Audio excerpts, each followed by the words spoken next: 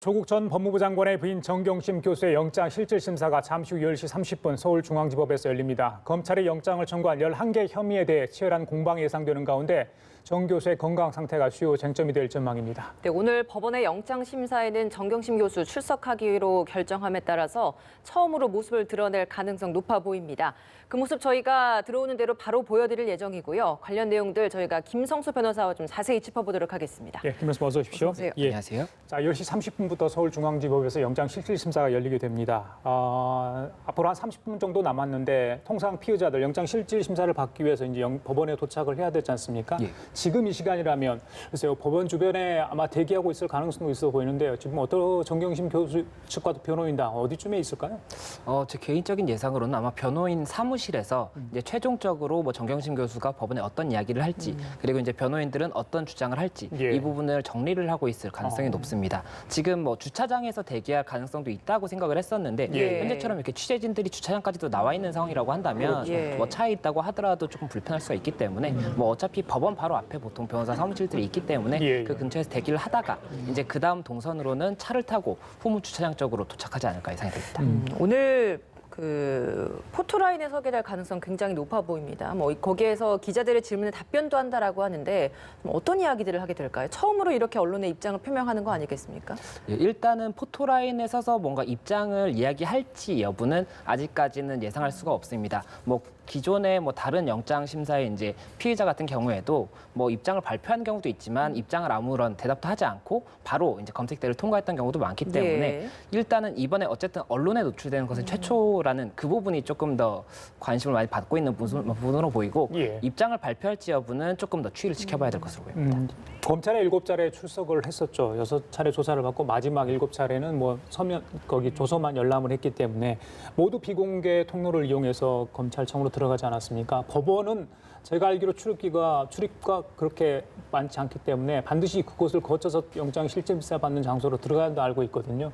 그렇다면 언론에 노출될 수밖에 없을 것 같아요. 이번에는 어떻습니까? 법원도 뭐 통상적인 절차를 밟겠다 하지 않았습니까? 네, 이번에 검찰에서는 기존에는 검찰에서 피해자 출석 당시에 이제 언론에 노출되는 경우가 많았습니다. 근데 이번에는 그런 부분들을 조금 개혁을 하겠다 이런 이야기도 나왔던 상태이기 때문에 검찰 지하철장을 통해서 이제 올라가는 통로가 있거든요. 그 경우에는 언론에 노출되지 않기 때문에 그렇게 조금 이제 배려를 했던 부분이 있는데 예. 법원에서도 실질적으로 노출이 되지 않도록 하기 위해서는 이 뒤에 통로가 따로 있기는 있습니다. 예. 근데 법원에서 이와 관련해서 통상의 피의자들과 동일하게 현재는 일단 취급을 좀 진행을 할 것 같다 이렇게 얘기를 했기 때문에 예. 동일하게 이제 그 후문, 본관, 서관 쪽 후문을 통해서 들어갈 가능성이 높고 그렇다면 언론에 노출될 수밖에 없지 않나 이렇게 지금 예상이 지금 되고 화면 있습니다. 보시면 지금 서관 앞의 모습인데요. 취재진들이 벌써 정경심 교수의 출석을 앞두고 취재 경쟁을 하고 있는 모습 보고 계십니다. 저 서관을 통해서 들어가면 이제 검색대가 있고요.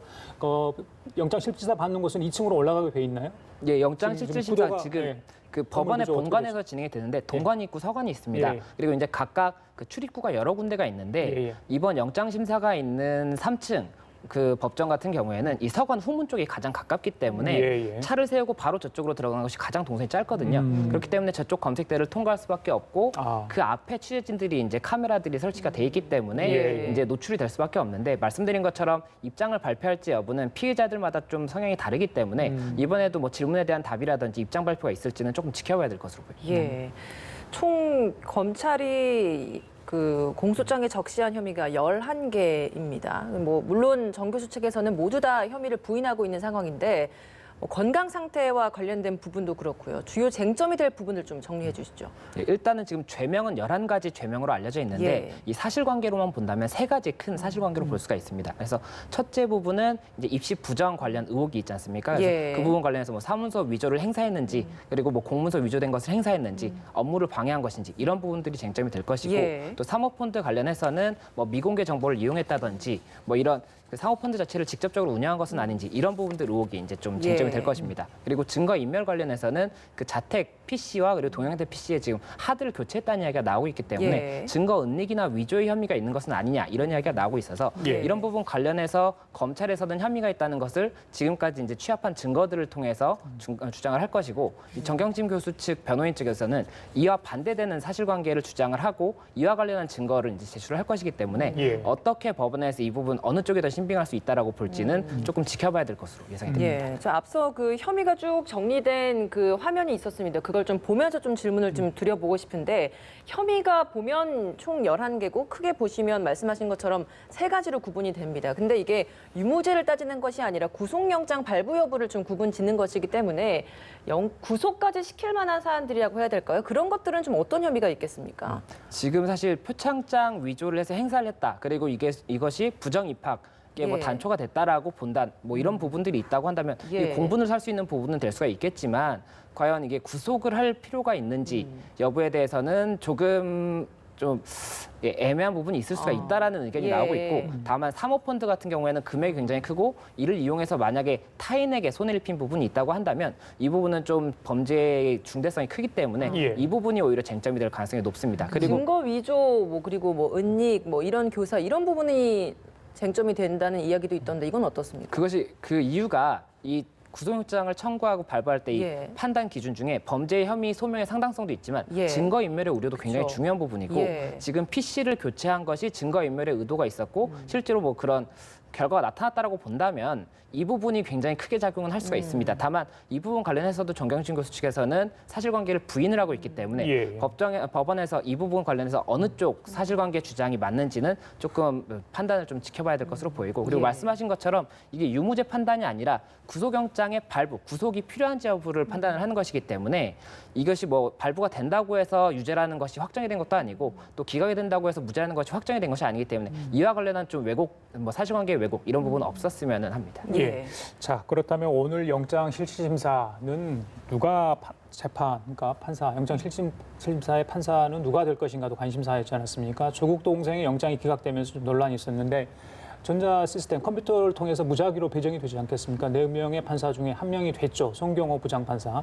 지난번 명재훈 부장판사가 아니었습니다. 송경호 부장판사는 어떤 인물입니까? 네, 지금 이 영장 판사가 서울중앙지법에 4명의 영장 판사가 있고 이게 두 분씩 해서 2개조로 돌아갑니다. 그래서 이번 주 같은 경우에는 말씀하셨던 명재건 판사와 그리고 송경호 부장판사 이 두 사람 중에 한 사람이 배정이 될 수밖에 이번 없기 때문에 주에는요? 예. 50%의 확률이다. 그리고 또 명재건 부장판사가 과거에 이렇게 좀 기각을 했던 부분 때문에 이슈가 많았지 않습니까? 그렇죠. 그래서 만약에 이번에도 명재건 판사에게 배정이 된다면 이 부분 관련해서는 뭐 본인에게도 그리고 법원에서도 어떤 좀 느낌이 있을까에 대한 이야기가 많이 나왔었는데 뭐 무작위 배정임에도 불구하고 송경호 부장판사한테 배정이 되다 보니까 뭐 이런 좀 의혹이나 걱정들은 많이 불식이 된 상태고 그리고 송경호 부장판사는 현재 뭐 과거에 그 버닝썬 사태 관련해서 윤모총경 있지 않습니까? 윤모총경의 그 혐의 관련해서 그 구속영장을 발부를 했던 사람이고 또 최근 삼성바이오로직스 관련해서 대표이사에 대한 뭐 발부영장을 기각을 했던 그런 사람입니다. 그래서 예. 이와 관련해서 어떻게 판단이 될지 이 부분도 좀 많은 관심을 받고 있는 상황입니다.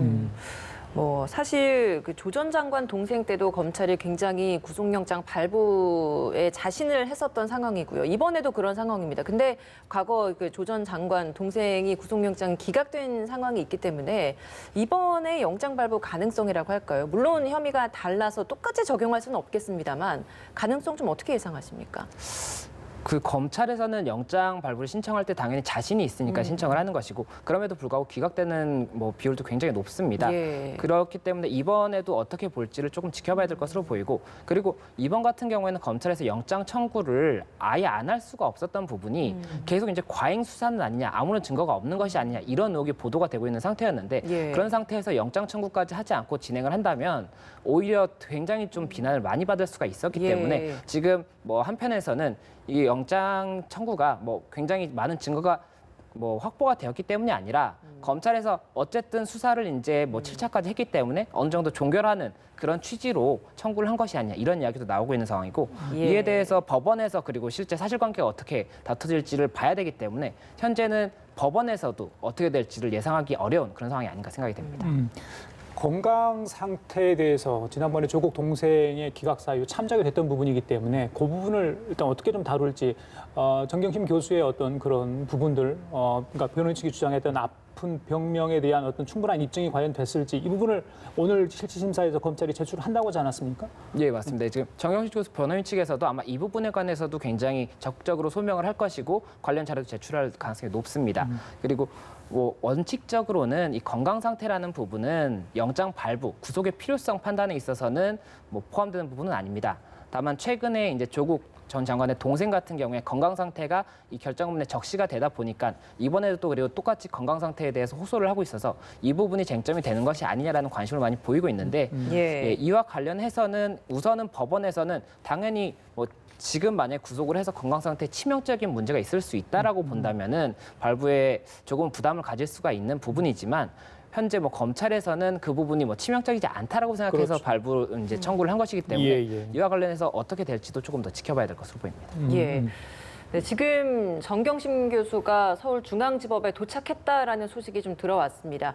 취재진들의 질문에 재판에 성실하게 임하겠다라고 짧게 답을 하고 바로 들어갔다라고 하는데 저희가 그 모습은 보여드릴 수 있을 것 같은데 그 영상이 지금 들어오는 대로 저희가 좀 전해드리도록 하겠습니다. 예, 자, 10시 10분이죠. 2분 전에 서울중앙지법에 도착을 했습니다. 정경심 교수 11개 혐의가 공소장에 적시되어 있는데 물론 범죄 사실은 3개지만 혐의는 11개입니다.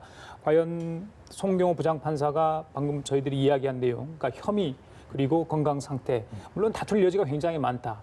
다툼의 여지가 있다. 이 부분이 지난번에 조국 동생 기각할 때도 굉장히 논란이 되지 않습니까? 그러니까 저희들이 이야기에 다툼의 여지가 있기 때문에 이건 영장이 기각돼야 되는지 아니면 구속 사유가 되는 건지 좀 애매한 부분이 있거든요. 그 부분은 어떻게 해석할 수 있는 겁니까? 이 범죄 혐의 소명의 상당성, 그러니까 범죄가 있다라고 어느 정도 소명이 됐다고 해야 이제 영장 발부가 가능한 부분인데 말씀하셨던 것처럼 조국 장관의 동생 같은 경우에는 혐의에 대해서 다툴 여지가 있다. 그러니까는 이 사람이 무죄일 수도 있는데 구속을 하는 것은 부당할 수 있다라고 판단을 했던 부분이고 예. 이번 같은 경우에 정경심 교수도 사실관계에 대해서 일단은 다투고자 하는 부분이 있기 때문에 이와 관련해서 이제 그리고 법원에다 증거를 양쪽 다 제출을 할 것이거든요. 예. 그러면은 법원에서 봤을 때 이쪽 이야기가 더 신빙할 수 있는지 이쪽 이야기가 더 신빙할 수 있는지 이 부분도 당연히 중요한 쟁점이 될 수밖에 없고 예. 그와 이제 별도로 뭐 증거 인멸 우려라든지 아니면 건강 상태 이 부분도 좀 판단을 할 수밖에 없기 때문에 예, 어떻게 될지는 좀 종합적으로 판단이 될 것으로 예상이 됩니다. 어떤 방향으로 결정이 나든 굉장히 후폭풍이 클 것 같습니다. 좀 어떻게 좀 예상이 되시나요? 워낙 이슈가 많이 됐었고 이제 뭐 집회 자체도 실질적으로는 이 부분 관련해서도 굉장히 좀 다툼이 많이 있었기 때문에 어떤 결정이 나든 후폭풍이 굉장히 클 수밖에 없습니다. 만약에 인용이 된다고 한다면 이제 정경심 교수의 무혐의를 지지하고 있던 사람들이 굉장히 반발할 것으로 예상이 되고 또 인용이 되지 않는다고 한다면 그 반대 측 입장에서의 반발도 예상이 되는 데다가 예. 검찰이 과잉 수사를 해서 개인을 굉장히 괴롭힌 것이 아니냐 이런 비난도 받을 수가 있기 때문에 어느 쪽이 되든 간에 굉장히 폭풍이 클 것으로 예상이 되고 이와 관련해서 법원에서는 어떻게 좀 보고 있는지 이 부분도 많은 관심을 받고 있는 상황입니다. 예, 김 변호사님. 이제 영장 실질 심사가 10시 30분부터 시작이 되겠죠. 워낙 뭐 다툴 쟁점이 많다. 저희들이 그렇게 알고 있지 않습니까? 통상 영장 실질 심사 어떻게 진행이 되고 오늘 영장 발부 여부는 저희들이 언제쯤 그런 소식을 접할 수 있을까요? 굉장히 뭐 시간이 늘어질 수 있다 이런 이야기가 지금 들려오던데요. 예, 일단은 그 실질 심사가 이제 검찰 측에서 혐의에 대한 주장을 이제 하고 변호인 측에서는 이에 관해서 의견을 제출을 하게 됩니다. 그럼 이제 법원에서 어떤 부분이 조금 의문이 있는지 이런 부분에 관해서 질문도 하고 그에 대한 답변도 받게 되는데 예. 뭐 이번 같은 경우에 사실관계 자체를 다투고 있기 때문에 예. 아마 변호인 측에서는 PT라고 해서 이제 컴퓨터에 화면을 띄워서 좀 이렇게 설명을 하는 그런 절차를 거칠 가능성이 높을 것으로 예상이 되고 이 절차를 거친다고 한다면은 아무래도 설명을 굉장히 자세하게 해야 되기 때문에 시간이 오래 걸릴 수밖에 없습니다. 그래서 몇 시간 이상은 걸리지 않을까라는 것이 조금 뭐 주변 법조인들의 관측이고 그리고 판단 자체는 뭐 최근에는 거의 새벽에 당일 새벽에 나오는 경우가 많기 때문에 이번에도 당일 새벽에 나오지 않을까 예상이 되고 있는 상황입니다. 신문을 마치고 판사는 기록 검토를 하게 되고 그 결과가 새벽에 나오고 그러면 정경심 교수는 이 신문을 마친 이후에 최종 결과가 나올 때까지는 어디서 대기를 하고 있어야 되는 거죠?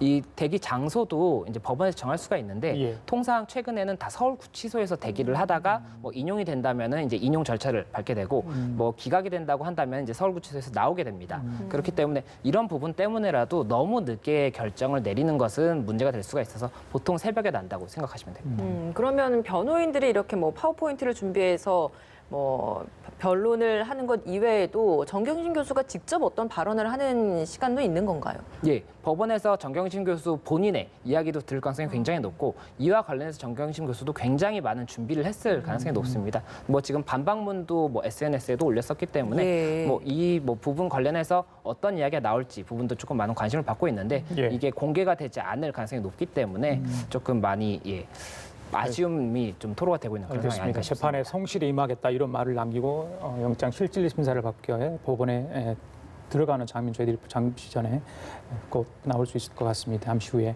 그 공소장에 적시된 11개 혐의 중에 4개 정도는 조국 전 장관과 관련된 의혹이 좀 겹치는 부분이 있다.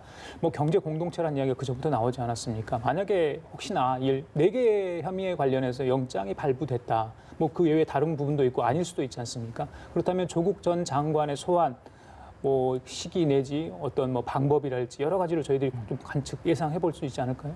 일단은 영장 발부 여부와 관계없이 아마 조국 전 장관은 뭐 참고인 신분이든 아니면 피의자 신분이든 소환 조사가 이루어질 가능성이 높습니다. 그리고 지금 말씀하셨던 그 4개 의혹 외에도 그 동생의 웅동학원 관련해서도 웅동학원 이사였기 때문에 이와 관련해서도 사실관계를 확인해 볼 수밖에 없거든요. 그리고 또 의심을 받고 있는 부분이 있기 예. 때문에 이와 관련해서도 질문을 할 수밖에 없어서 예. 참고인 신분이든 피의자 신분이든 소환 조사가 이루어질 가능성이 높고 만약에 참고인 신분으로 소환을 한다고 하더라도 뭐 진행 경과에 따라서는 피의자로 전환이 될 수도 있기 때문에 이 부분 관련해서도 조금 더 지켜봐야 될 상황인 것으로 보입니다. 조국 동생의 영장 재청구 여부 똑같이 몸이 좀 불편하다는 것을 허리 디스크 등을 호소하지 않았습니까? 이것도 뭐 수감 생활에 별 문제가 없다 검찰은 보고 있는 것 같은데 본인은 이번에 영장 만약에 재청구했을 때 영장 심사를 받겠다고 하지 않았겠습니까? 어떻게 보십니까? 예, 일단은 지금 영장이 기각된 이후에 그 월요일에 지금 한 번 더 소환 조사가 있었습니다. 그래서 검찰에서 9시간 소환 조사를 했다고 하는데 아마 그 당시에 배임 수재 관련해서 혐의의 다툼이 있다라고 기각 사유가 있었기 때문에 그 혐의에 대해서 조금 더 추가적인 확인을 했을 것으로 보이고 또 추가적인 좀 비리 제보가 있다고 지금 이야기가 나오고 있어서 이 부분이 검찰 조사에 또 포함이 됐는지도 조금 봐야 될 상황인 것으로 보입니다. 그리고 건강 상태 관련해서도 건강 상태가 허리 수술이 지금 당장 급박하게 필요한 상태라든지 예. 지금 만약에 수용이 된다고 한다면 허리에 굉장히 크게 무리가 갈 수 있는 그런 상황인지 여부를 확인을 했을 것으로 보이고 예. 수술을 할 예정이었다고 한다면 언제 수술할 것인지 이런 부분들도 아마 감안을 하지 않을까 생각이 됩니다. 그래요. 알겠습니다. 지금까지 김성수 변호사와 함께 얘기 나눠봤습니다. 말씀 감사합니다. 고맙습니다. 고맙습니다.